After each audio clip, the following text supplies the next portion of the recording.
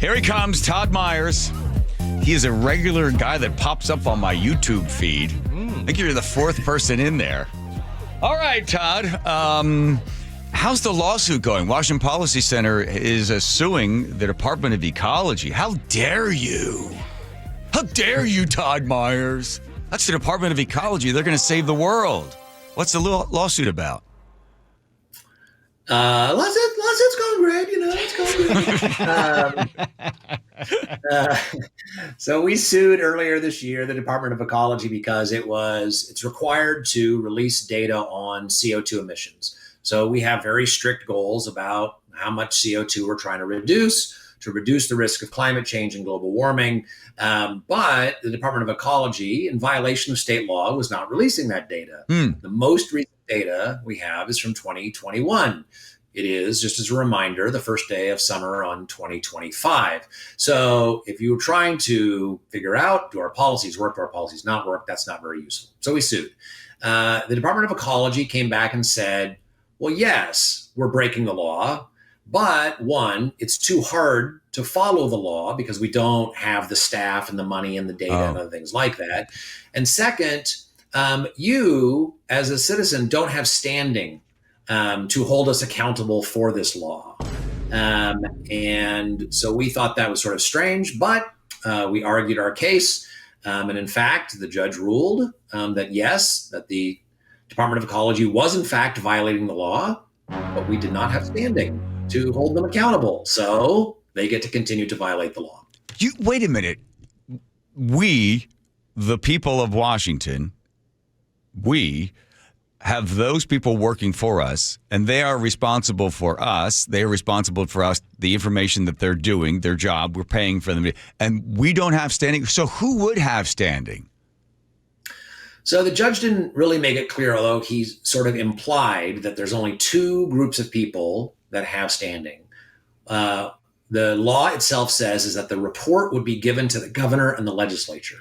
So what he basically said is that the two groups who have standing would be either the governor, which is sort of ludicrous because it's the governor's own agency, or the legislature, but nobody else. Now, we think that's wrong, and we're considering an appeal. We think that he got the ruling wrong. But even if he's correct, right, I think it's absurd on its face to say that state agencies who claim to be protecting us from an existential crisis, and when they don't protect us from what they call an existential crisis, they say, yeah, we're screwing up, but you can't say anything about it. Well, I'm going to use the word, you don't have to. They've stolen from us at the gas pump, I don't know how many billions of dollars, because the oil companies need to buy at the auction. I think it's $50. Was it $50 for 1 metric ton or something to offset? Right, that's the rule on the Climate Commitment Act.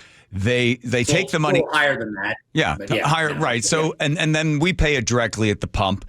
So they've stolen this money from us. And then when we say, okay, well, what are you doing with the money? And is the money that you're putting into these programs bringing down CO2? They say, well, we don't know. We're understaffed, or you don't have a right to know. You looked into the money that they've stolen from us already. And you wanted to find out where the money has gone and to what programs. What did you find? So just one more point on that we pay it.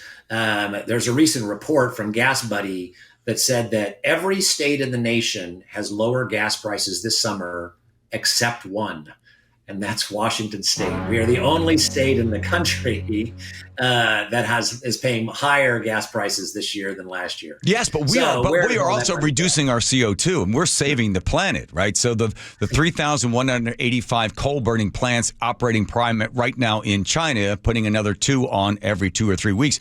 But we're saving the planet. Now, we don't have any evidence that we're saving the planet because the Department of Ecology won't show us that. But they are stealing our money. And then you went to see where's the money being spent and what programs is it being spent. And what was the number? 75% of the programs yielding what amount of emission reduction? Yeah, so the state has to release an annual report. So they released the first one last year. And what they found is that more than 3/4 of the projects that they're spending money on yield, in their words, no quantifiable emissions reductions. None. So okay, so you say, okay, well, but the remaining quarter that's fine. We're really going to knock it down the remaining quarter. But the remaining quarter, they also put a price on how much it costs. And as we've talked about before, sort of the standard market price is about $10 a metric ton. You can invest in projects that reduce CO2 for $10 a metric ton.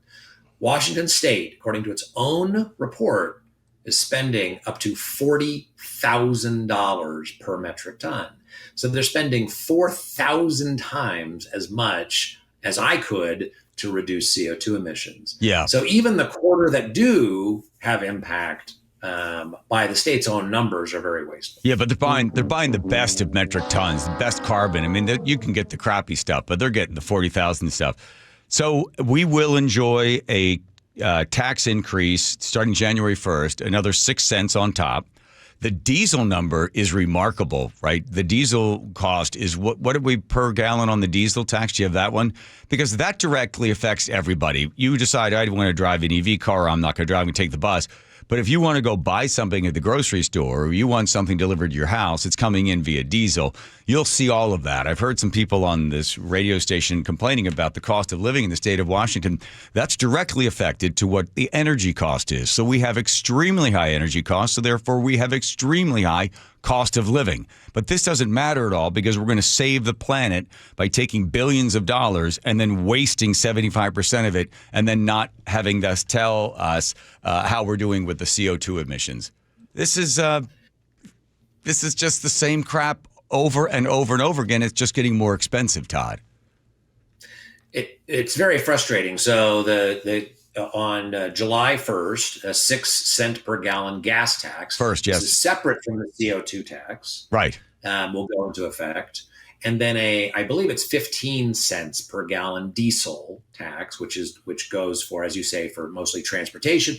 And then farmers sort of pay it, sort of don't. They don't pay the diesel on the farm, but they do pay it in shipping and other things like that. So, I mean, it hits a lot of people.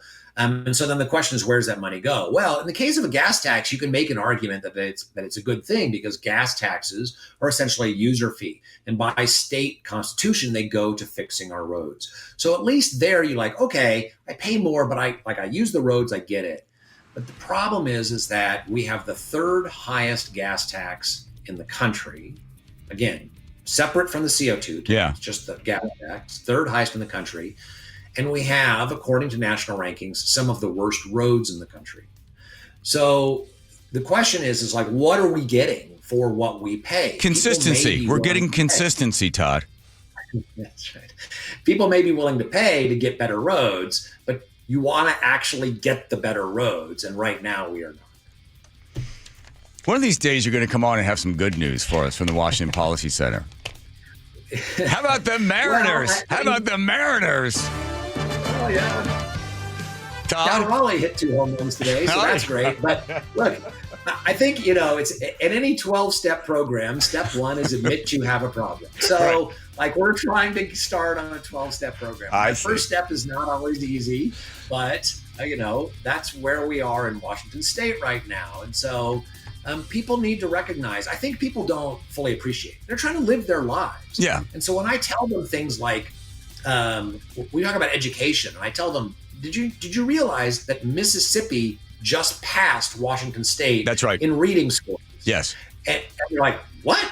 Mississippi really passed us? Because we have a very high opinion of ourselves. Understandably, we have so many good things, so many opportunities, and we are just not living up to it. So I think step 1 is admitting we have a problem. So yes, it frustrates me to overemphasize negative, but that's where you got to start. All right. Well, I'll see you at the meeting. Save me a cup of coffee. I will do that. All right. Thanks, Todd Myers from Washington Policy Center. Have a fabulous weekend wherever you are, okay?